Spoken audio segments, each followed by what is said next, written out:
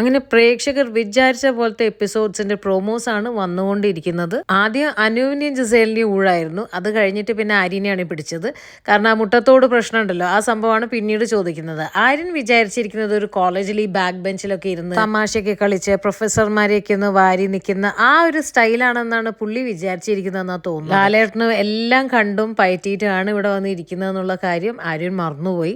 അങ്ങനെ ആര്യനെ തിരിച്ചും മറിച്ചൊക്കെ ചോദിച്ച് ക്ഷമ ചോദിക്കുന്നുണ്ട് ആര്യൻ. അതിനുശേഷം നെവിന് കണക്കിന് കൊടുക്കുന്ന പ്രൊമോ ആണ് വന്നത്. നെവിനും ഒന്നാളാവാൻ നോക്കിയതാണ്. ക്യാമറയുടെ മുൻപിൽ വന്ന് ബിഗ് ബോസിനോട് ഓരോ കാര്യങ്ങളൊക്കെ പറഞ്ഞ് വെല്ലുവിളിച്ച് നിന്നതാണ്. ബിഗ് ബോസ് ആണെങ്കിൽ വിചാരിക്കാതെ ആ ഡോറിട്ട് തുറന്നു കൊടുക്കുകയും ചെയ്തു. അങ്ങനെ ലാലേട്ടനോട് പറയുന്നുണ്ട്, നെവിൻ ഞാൻ വിചാരിച്ചില്ല ബിഗ് ബോസ് വാതിൽ തുറക്കുന്നു. അതിപ്പോൾ പ്രത്യേകിച്ച് പറയേണ്ട കാര്യമൊന്നുമില്ല. അന്ന് ആളുടെ മുഖത്തിന്റെ ഭാവവും ഞെട്ടലൊക്കെ കണ്ടപ്പോഴന്നെ പ്രേക്ഷകർക്ക് അത് കാര്യം പിടികിട്ടി. അടുത്തത് രേണു സുധീർ ഊഴായിരുന്നു കേട്ടോ. കാരണം പുള്ളിക്കാരി ഇടയ്ക്കിടയ്ക്ക് വന്ന് ക്യാമറയുടെ അവിടെ വന്ന് എന്നെ ഒന്ന് പുറത്തേക്ക് വിടും ബിഗ് ബോസ്, എന്നെക്കൊണ്ട് ഇത് കഴിയില്ല എന്നൊക്കെ പറയുന്നുണ്ട്. പക്ഷെ ലാലേട്ടൻ വന്ന് ചോദിക്കുമ്പോൾ അറിയാത്ത പോലെ നിൽക്കുന്നുണ്ട്.